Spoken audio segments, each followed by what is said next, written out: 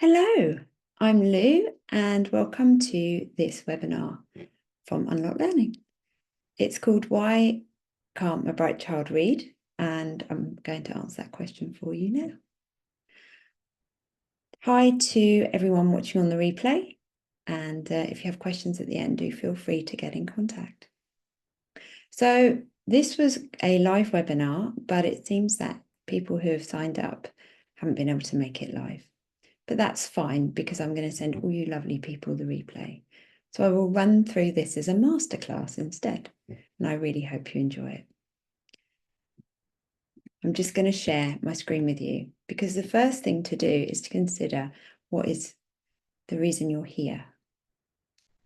So if you wouldn't mind taking a moment and just thinking, why are you here? What is it about your amazing child that makes you realise they are highly intelligent, bright, creative, maybe super sporty?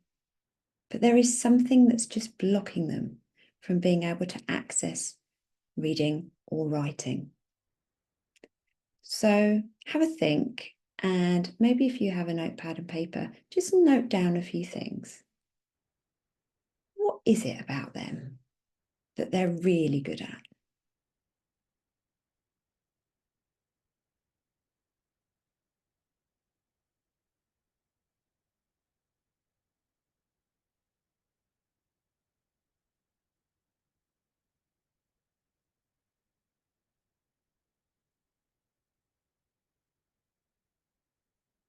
And the kind of things that normally come up here is finding solutions to things, or they're brilliant at art, or they have an amazing imagination. But I'm sure you're going to come up with more.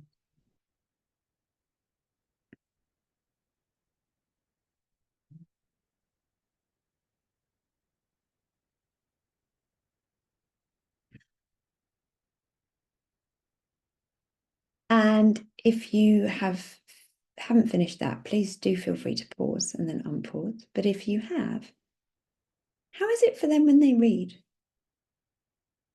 What comes up for them? What do you notice about their behavior, their emotions?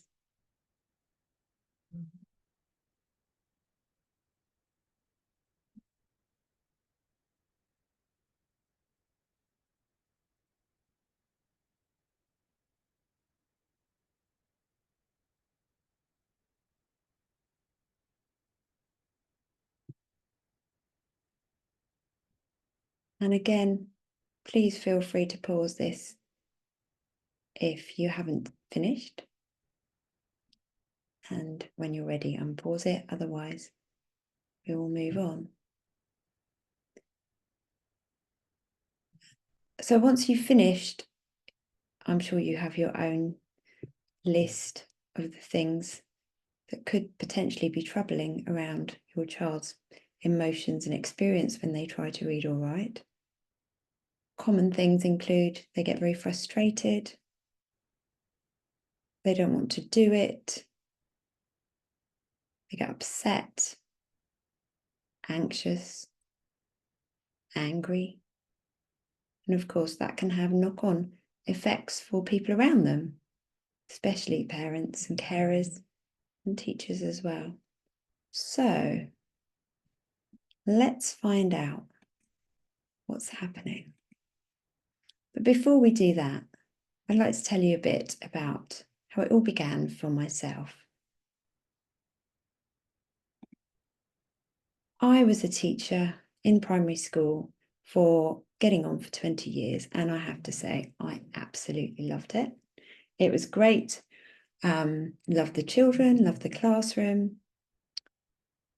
But as time went by, I began to get more and more frustrated, not by the children, but by the fact that there were always bright, creative children in my class who just couldn't get to grips with the reading and writing part. And probably like the thoughts you just had about your own child, they were bright, they were articulate, they were creative, they were full of life. If they listened to something, they could probably tell me about it in great detail, or they could draw amazing pictures, or they could explain through Oh, a whole myriad of different ways, art or acting or whatever. It wasn't they didn't understand what was going on, but they couldn't make sense of the written word. Now, just to point out that dyslexia is a scale and shows up differently for different people. So for some children, it may have seemed they were reading, but they really struggled with writing. And for others, they may have been okay with the writing, but they struggle with the reading. And we'll come on to why that could happen later.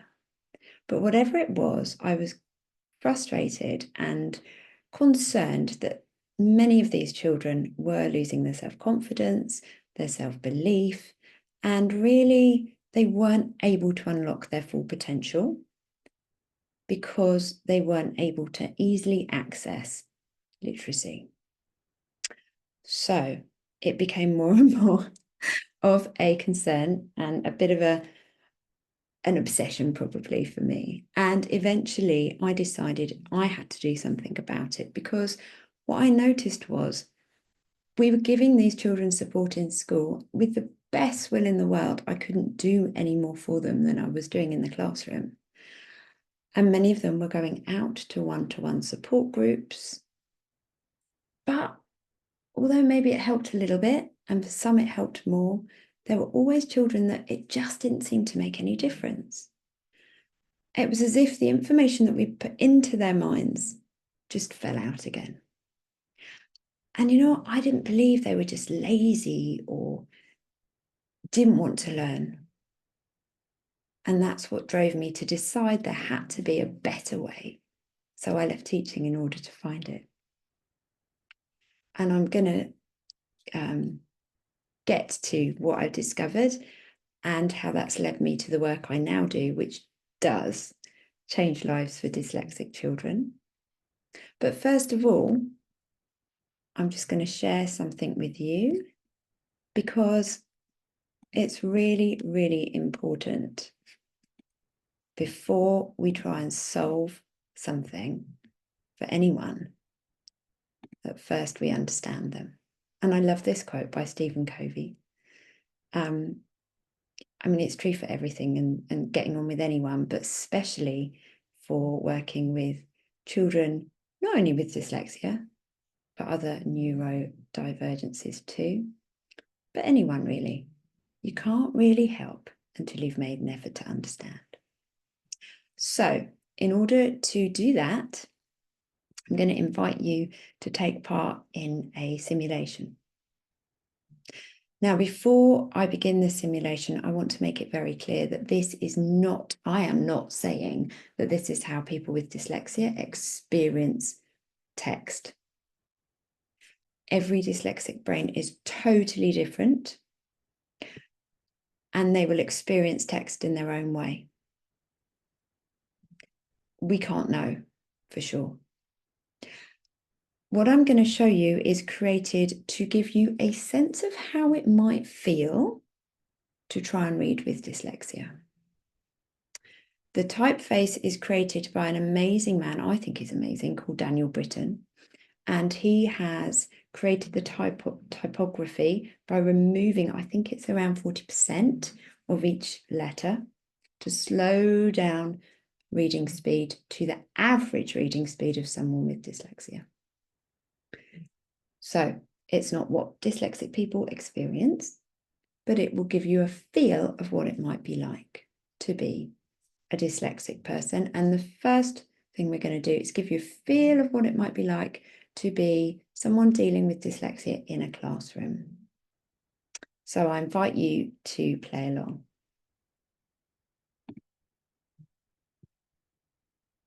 So I'm going to show you when I get it right, I'm going to share with you a screen and there will be some writing on it. And there is a black bar at the bottom of the screen. And I invite you to try and read the text, make sense of it. But when the black bar finishes, your time is up. We are moving on. We are turning the page. Then I'll reveal what it said. Okay, you ready? Bear with me while I attempt to find the right screen. Okay. Okay, so hopefully you are seeing that. I'm going to play it now.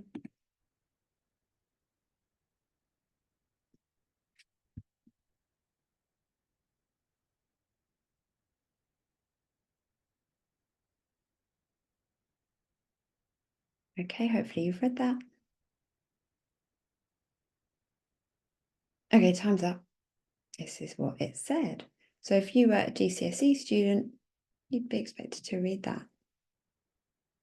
And I'm going to give you a chance to read something else in a moment. Again, within the time frame of the black line.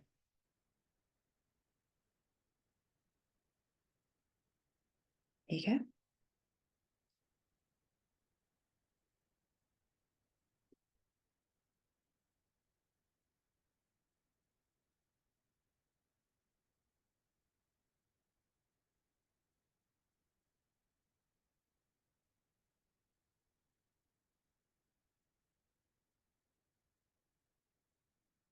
And there's your answer. Quite standard if you were doing GCSE science. And there is one more. Hopefully now you're beginning to make more sense of it. Have a go at this last one.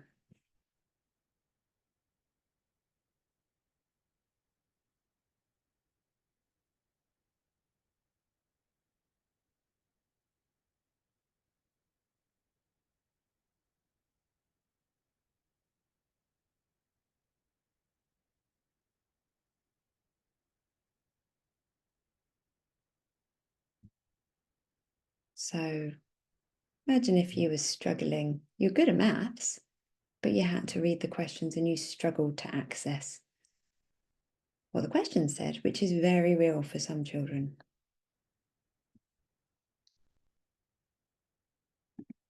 So my question to you now, how did that feel? And if you have pen and paper, feel free to note it down. If not, just think about it. I'll give you a few moments to do that now.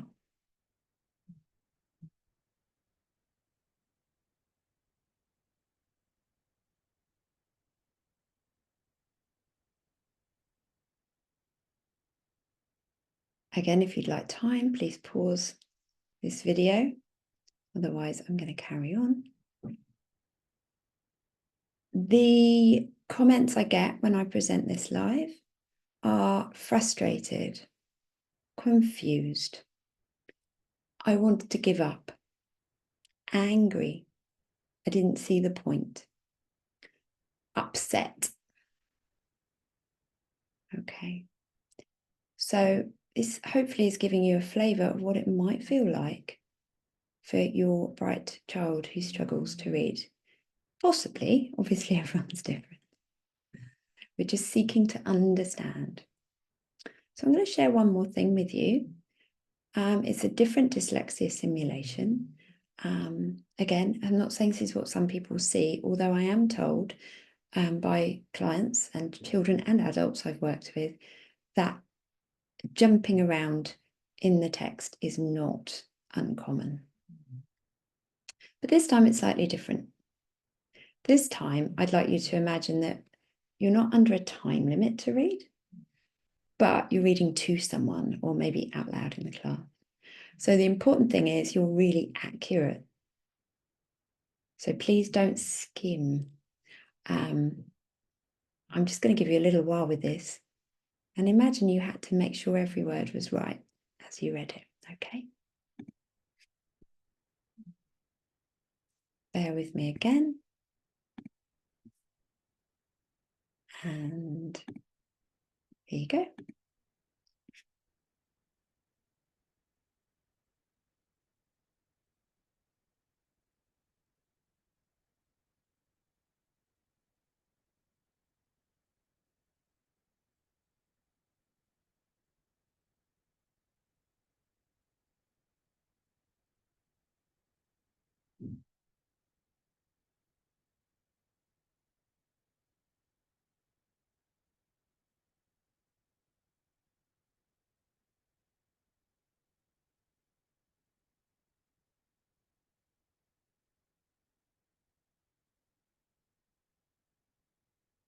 A couple more moments.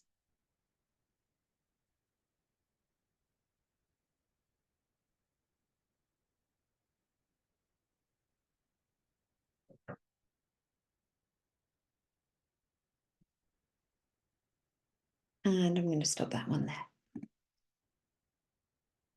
And how did you feel after that one? Some people, one is much easier than the other. And that just goes to show that a dyslexic experience is totally different because each brain is wonderfully unique. So just take a few moments to see how you feel now.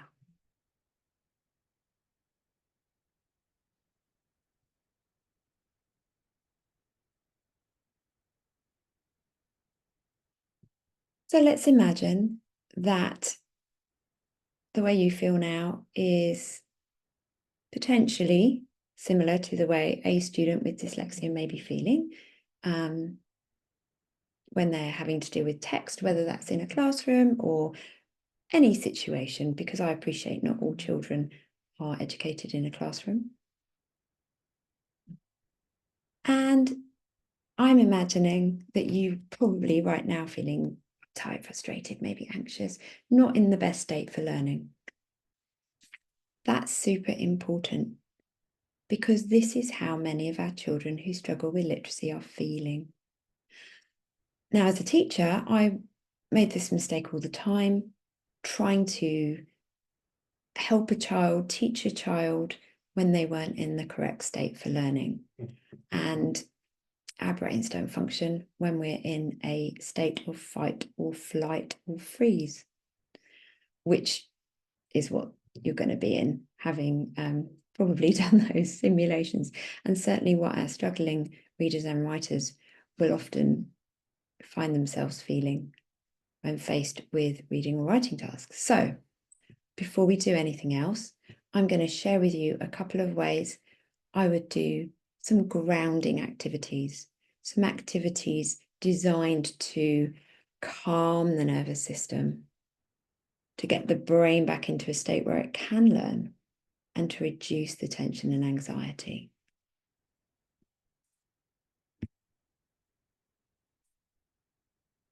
And some of my favorites are these. Breathing, if you know breathing exercise. Oh, forgot one. Sorry about that. Just to make you feel a bit more anxious before we bring the grounding into play. There's just a couple more examples of what it could feel like to experience text if you are dealing with dyslexia. Often the people I work with, when we explore what their brilliant brains are doing when they look at words on a page, they're often experiencing text as fuzzy or blurry. Swirling isn't uncommon either. And just to let you know that most people can't articulate this. So if you ask your child what the text looks like on a page, they often can't tell you. Some can, but quite a few can't, because to them it's totally normal. So they won't be able to describe it because as far as they're concerned, it's just how everyone else sees it. It's only when we delve deeper into their brilliant creative brains we can find out what's going on and then start to make it easier for them. But that's coming later. So let's bring that anxiety level down now. So just 2 or 3 minutes can make the hugest difference. And this is super important. In fact, if you take one thing away from this, I'm going to call it a masterclass now today, then please take this, that making sure someone's brain is in the correct state, making sure your child is safe and comfortable before attempting a task they find hard is really important. And also, if you're doing a task and they seem to get uptight or tense, or suddenly they can't do something they could do before, come back to this. I'm sure you've got your own ways of doing it too. I really like coherent breathing. It's my favorite. This is a very simple way of breathing where you breathe in and out, and I think it's about 6 breaths per minute You can find it. There's a Google breathing exercise. And also, if you are lucky enough to have an Apple Watch, you will find it under the mindfulness part in Apple. And if you breathe in this pattern, it syncs up your lungs, your brain, and your heart beautifully, which allows you to be in a great state for learning. Another one, which I actually teach to children, is to open up the vision and the senses. So I ask them to look around the room and literally look around and move their eyes and see 5 things they can see. By moving their eyes around, they're opening up the vision, and that calms the nervous system. Now, the reason that happens is because if we are in fight or flight or freeze, we are tunnel vision focused on the thing, either the thing that we're scared of, the place we're running to, or the person we're fighting. So that laser vision tells our nervous system that it's a stressful situation. When we let our eyes wander, taking things around us, then we are telling our nervous system, oh, we've got time to look around. And so it brings that down. So 5 things you can see. Maybe let's try that right now.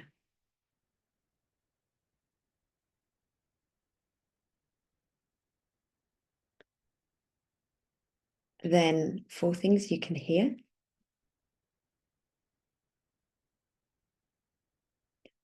I'm very lucky. I'm in a very peaceful place. I can only hear my dog snoring.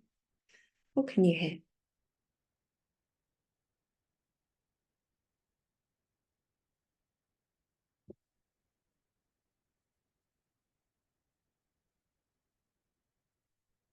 And then can you look around and, or actually if you can, touch 3 different textures. So I've got my smooth glasses. My whiteboard cloth is quite textured. It's quite rough. And my throw is keeping me warm today. Is another texture. Again, it's quite soft.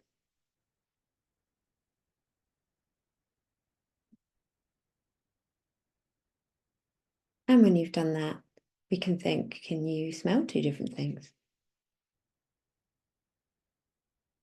It doesn't matter if you can't, by the way, for any of these.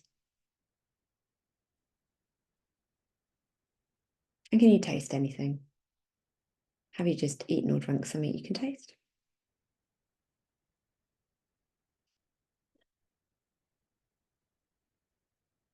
And then I often like to tag on to the end of that. Take a nice big breath so that you breathe deep into the belly, and the band, if you're wearing trousers or a skirt or shorts or something, you can see the band rise.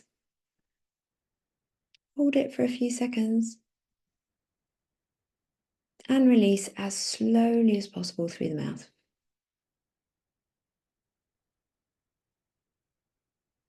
A couple of those. Different people like different things. Some children hate breathing.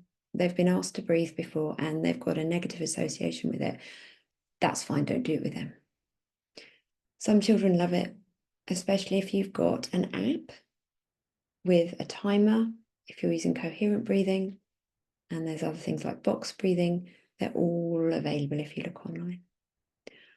I haven't found a child yet that won't do the 5 senses grounding exercise. They seem to love that one. And it's fine if they want to get up and walk around and find the textures, that's good too. I actually had one pupil, a older child with severe ADHD, and she used to literally have to go and do a headstand every so often or wriggle about and move. Also perfectly acceptable, as long as they're safe doing it. So we want to get, before we do anything, and during a lesson, if you feel they're getting uptight, a child in a state where they can receive information. So what's going on? what is happening for our child? Why is that text distorted? I'm going to explain to you my theory. But before I do that, I'd like you to take part in one more experiment with me, please. So I want you to imagine a very round, very juicy lemon. And just imagine feeling the texture, the bumpiness of its skin, and the knobbly bits at each end. And take in the smell of it, the citrus aroma. Now I'd like you to imagine cutting into that lemon. Have a look inside. There's the juice and the yellow flesh, the pips. Maybe have another sniff. It smells really good. And have a taste. Quite sour, but kind of good, depending on how you feel about lemons. Okay. Now, I don't know about you, but my mouth is full of saliva. And I've done this experiment so many times, I know what's going on. How about you? And why do we do this? Well, the point is, there is no real lemon. There isn't a lemon. However, our subconscious mind gets things wrong. There is no lemon, but the mere suggestion of the lemon is enough for our brilliant brains to think, oh, we need to get saliva ready because some food is coming in. We need to be prepared to break down and digest. This shows the power of the subconscious mind. Now, our subconscious mind, in my opinion, always wants to help us. The intention is always good, just like with the lemon. It was trying to get us ready for something we needed to do. However, as we know, there is no lemon. So it gets things wrong. Our subconscious mind does not understand the difference between past and present. It doesn't understand the difference between real and imagined, like the lemon. So how does this tie in with the reading? I will explain. Not by sharing that one, I won't. There you go. Everyone makes mistakes. I do plenty. And it's fine. I always tell my students, mistakes are the way we learn. They're really useful. They're learning opportunities. There we go. So how does the subconscious and the lemon have anything to do with the way a child or an adult may be experiencing text? Well, I believe that this happens for people who are bright and creative particularly. My students are amazingly intelligent, bright, creative human beings. Now let's think about learning to read. When we teach reading, and I did this plenty when I was teaching, we don't actually always tell children the truth. So I might tell a child that OU says ow. Great. So they learn the words about, shout, round. And then later on, that same child comes across the word P-O-U-R. So they follow the rules and they follow what they're told and they read per hour. Power, I got the word right. Oh no, that's wrong. Okay, that's confusing. Let's say we told the child that the letter O always says oh. What about in the word women? It's making an it sound. So what does a bright creative brain do if following the rules isn't working? In fact, what does a bright create outside the box thinker do if things aren't working? They do something different. because that's bright and creative and intelligent. It's my belief that a bright, creative, intelligent brain, having been faced with a very illogical language that breaks the rules, where applying the rules doesn't work, enough times, this bright, creative, intelligent brain will, at the subconscious level, start to do something different. And I believe that's where the swirling, the moving, the jumping, the disappearing letters, or the not letting the information in occurs. And a note on that, if you have a child who can read, but is struggling to write, I see it all the time, and I think I'd say I know, but it seems to be 100% linked. So on that, rather than maybe the text, well, there's two ways. The text could be distorted so that you never actually see what the letters or words look like in the way other people do, in which case it's really hard to recreate them. Whereas when you're reading, you've got context and clues and the shape of the words to go on. But when you're writing, you have to find it from somewhere. And if it's not there, it's very hard. Or you can see the things perfectly clearly, but you can't store them. There's like a pathway to what I call the storage cupboard, and it's just not a route that's open to you. So you see it, but you can't store it and retain it. That's a really common thing I find with people I work with.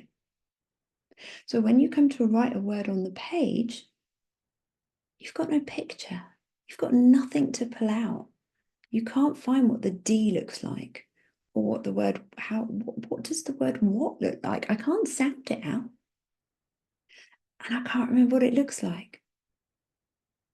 Very frustrating. And also makes it really hard to make sense of how words work if you can't remember that an IGH can make an I sound because the picture's not there. The image of it isn't there for you. So back to the subconscious mind. And I believe, and this is how I work, and it works nearly 100% of the time, I believe that what happens is the brain gets confused, and a bright creative brain, subconscious level, decides to do something that might make it easier, whether that's moving, blurring, jumping, blocking the information coming in. Because the subconscious mind is so powerful. So would we change it if we could? Well, that was why I left full-time teaching, because I didn't see an option other than to try and find a better way to help these children. The small support groups were no use to them, or no, that's not true. Potentially they were learning very slowly and taking some of the information in, because repetition will always help. However, their progress was slow and painful, and they were not going to catch up with the other children or find reading or writing easy or enjoyable through this. And please don't think I'm saying that all the brilliant phonics teaching and other methods, I know there's some first-rate programs out there for teaching phonics, and they're all brilliant. They're all super important. However, I believe this piece is what needs to be done first, so that those bits then slot into place easily, effectively, and are enjoyable. But I do think it's important for children to understand the phonics as well. So,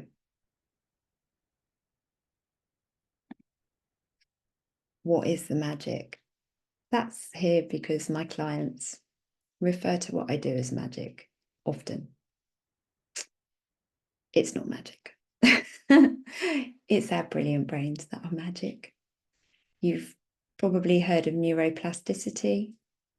It's just the brain's ability to adapt and learn new things.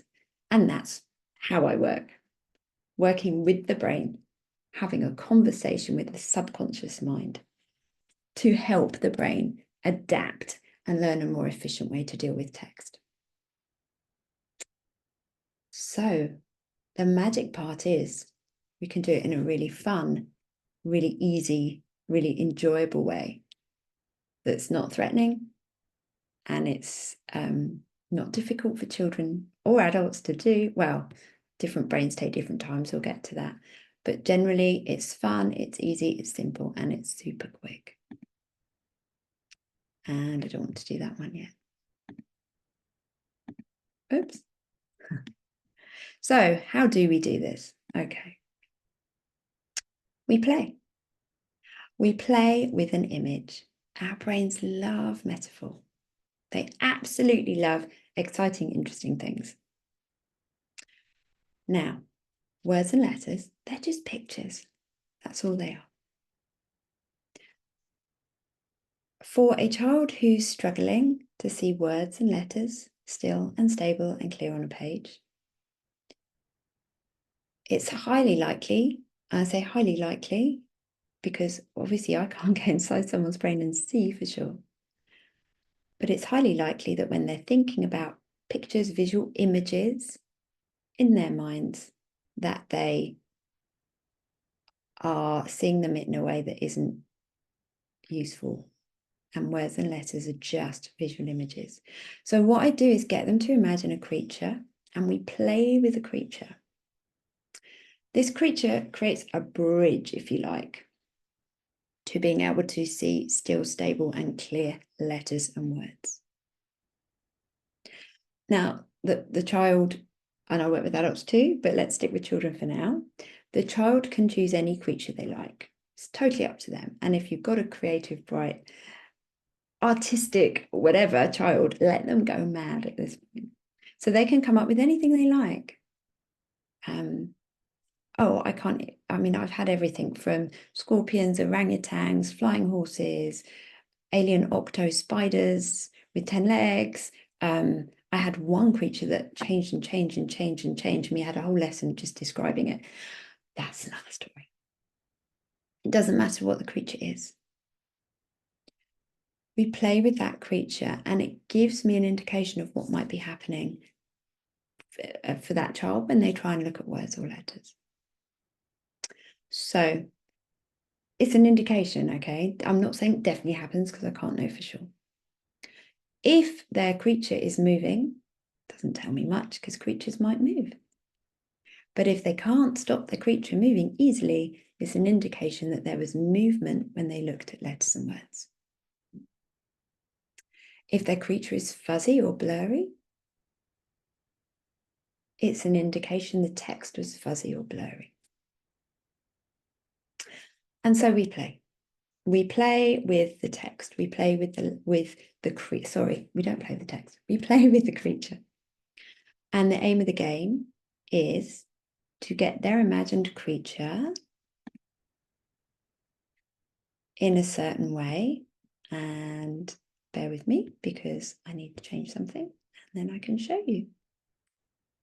We want their creature to be,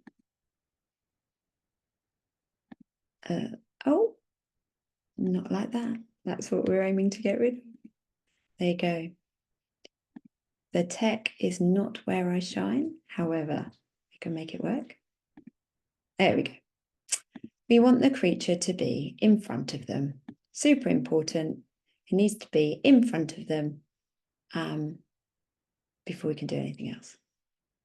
We want it to be still, totally still, no movement, clear, no fuzzy, no blurry bits, and alone.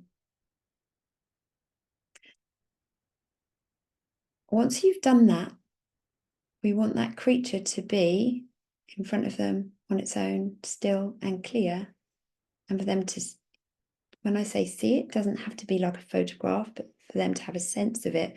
Most children can see, to be fair. It's adults that we have to be more subtle with. Get their creature, is their creature there every time before they start trying to read or spell. Now that creature has created new neural pathways in the brain. By working with the creature, we've taught their brilliant brains to keep images still,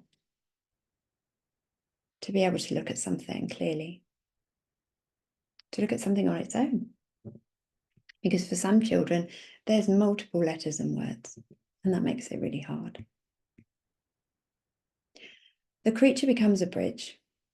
a bridge to seeing the text. And then once that's done, we can move on to teaching them how words work. And this kind of thing happens. This is lovely, lovely child I've been working with. And this was a child who appeared to be able to read really well, but would literally melt down at the thought of reading. Melt down at the thought of writing. And this is what happened. He had all kinds of things going on and he tried to look at text. So therefore he didn't, although it appeared he could read, he was using lots of very amazing, very clever coping strategies, using context, using the shape of the words, just the beginnings and endings of words, guessing an awful lot. And he's so, so very clever that this had gone under the radar. But there was no picture, no clear image for writing, which made writing impossible because there's no clues when you're writing. So this was the transformation for this lovely, lovely family. And this happens all the time. So I'm going to I would normally ask at this point any questions. But if you have any questions, then of course you can come back to me via email or message, and I'll be very happy to answer them. Just as an add-on, what I've explained to you this morning is my belief, my experience of what's happening for a child who's struggling with reading or writing. Distortion of text, inability to store the information because they're bright and intelligent and creative and our language is not. Leading to all the emotional issues and for some behaviour issues, not for all, often anxiety, loss of confidence, shut down, fear when it comes to reading or writing. But we can make it better for them. And now I'm not saying I solve dyslexia. I don't cure dyslexia. I would never say that. However, I have helped literally hundreds and hundreds of children and some adults to be able to see text in a clear, still, stable manner and to be able to store the information having seen it. This is a total game changer. And it all begins with playing with a creature, working with the brain and creating a new neural pathway to teach the brain it is safe and it is good to see still, stable, clear images. Now, once that's done, there's a whole other part we use to bridge over into words and letters, which is too much to go into today. But for me, the missing piece, the thing that makes everything else fall into place easily, is setting up the brain for success by teaching it how to see still, stable, clear images and to feel safe while you're doing it. And the transformation in people I work with is incredible. So if you have any questions, please get back to me or book a discovery call with me and I can talk to you about whatever's come up or about working with a child or somebody you know. You can contact me here. If you pop to my website, you'll find a link to book a discovery call, sorry. There is a short form to fill in first. You can drop me an email. And also on my website, if you visit the blogs, podcasts and insights tab, you'll find more information about brains and other things I've shared. So I hope you found this interesting and I look forward to hearing from you. Thanks for spending the time with me.